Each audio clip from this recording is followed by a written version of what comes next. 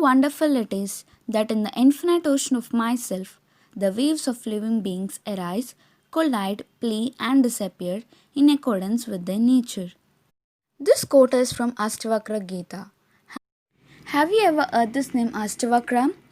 Now let's listen to a story which appears in the Vanaparva of Mahabharata. Once upon a time, there lived a sage, namely Aruni, who ran a Gurukul where his daughter Sujata studied, as did other disciples, including a boy named Kahoda. Kahoda grew up to become a rishi, and as he was the favorite disciple of Aruni, Aruni gave away his daughter to Kahoda in marriage. When Sujata became pregnant, she recited the Vedas to her baby. Hearing his mother, father, and grandfather, the fetus became well versed in scriptures. Kahoda was once reciting the Vedas but had incorrect intonation. The fetus spoke from the womb and asked his father to correct the 8 mistakes that he was doing while reciting the Vedic mantras. The father got angry and cursed him to be born with 8 deformities, hence the name Astavakra. Once King Janaka wanted to perform a yagna, but Sage Vandan stopped it. He declared that someone had to defeat him in the debate of holy verses.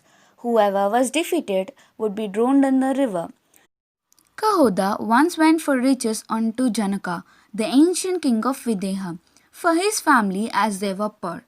He was there defeated in the debates of science by Vandan, and in consequence was immersed in water. A couple of weeks later, Kahoda's son Astavakra was born. Hearing of the drowning of her husband, she kept it secret from her child.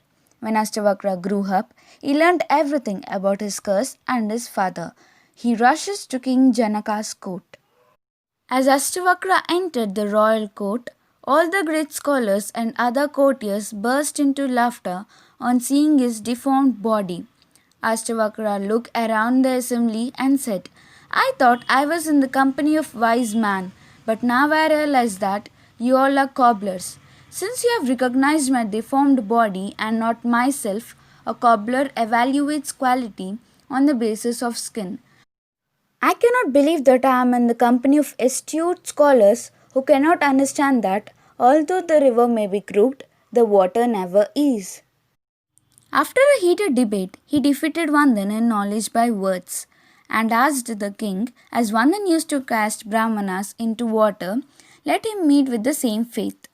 Vandan then revealed that he is the son of Varun and explained that the reason he drowned those Brahmins was a ritual that his father is performing from 12 years and needed a large number of Brahmins. By then, the ritual was done and thus all the Brahmins he drowned were freed.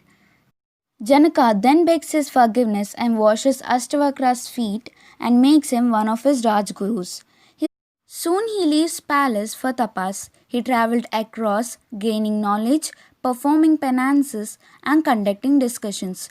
He only returned occasionally to Janaka's court.